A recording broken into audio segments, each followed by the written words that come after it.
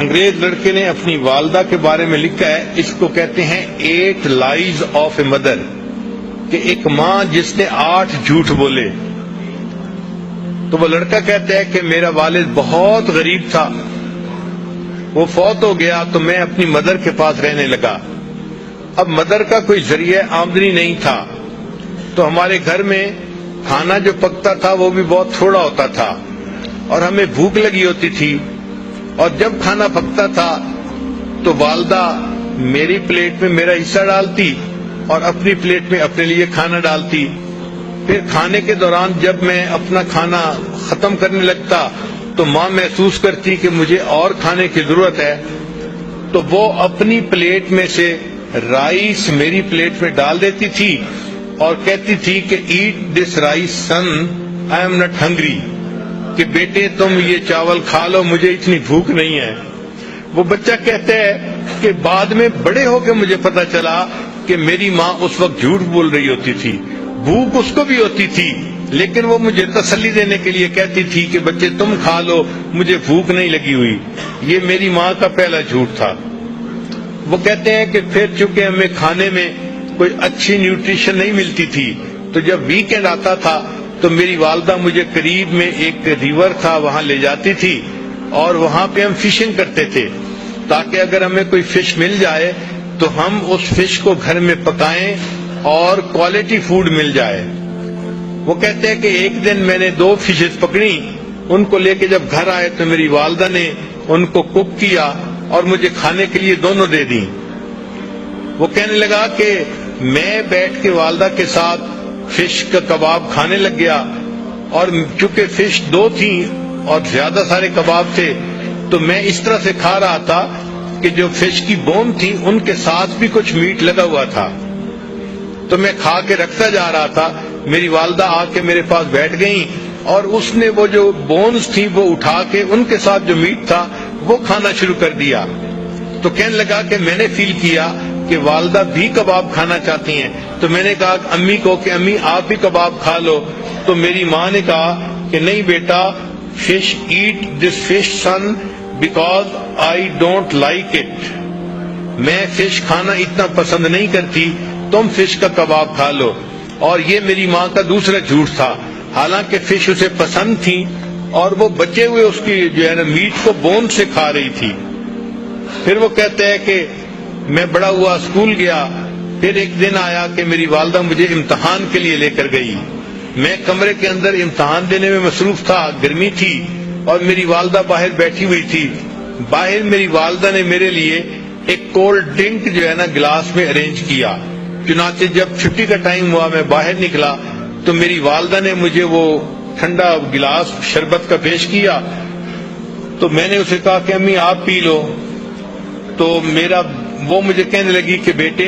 مجھے پیاس نہیں لگی ہوئی، تم پی لو۔ تو والدہ نے وہ سارا کا سارا جوس مجھے پلا دیا اور خود کچھ نہیں پیا۔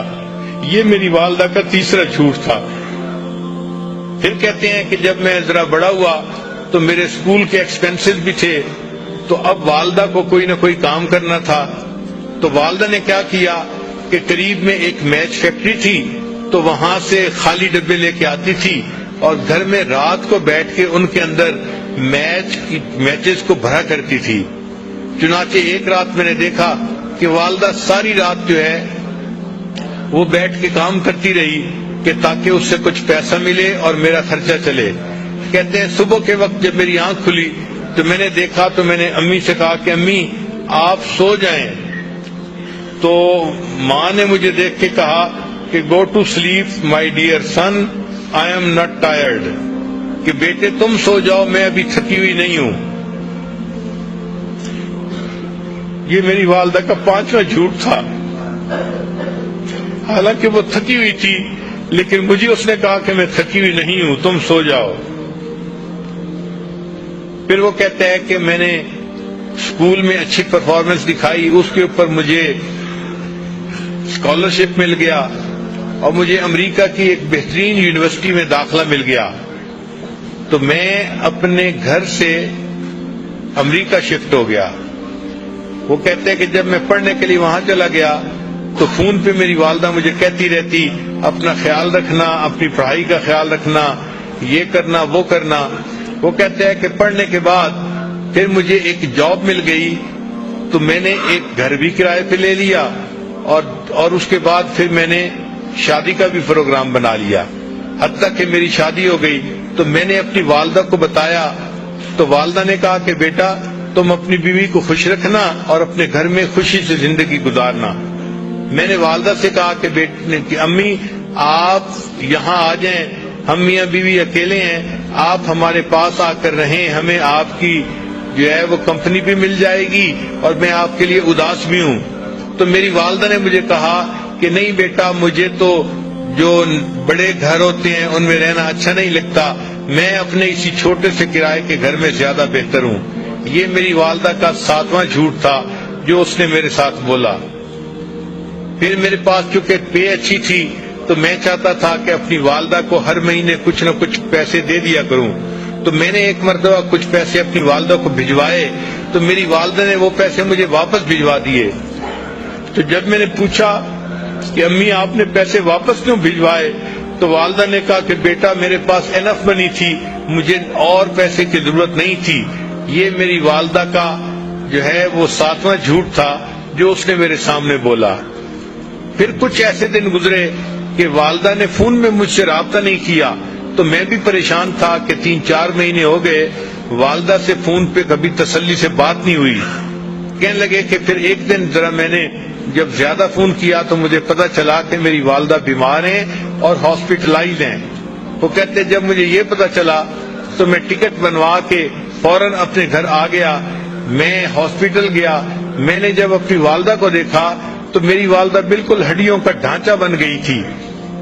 اس نے بہت سارا ویٹ لوز کر لیا تھا۔ اور جب میں وہاں وارڈ کے اندر داخل ہوا تو جو نرس تھی اس نے مجھے بتایا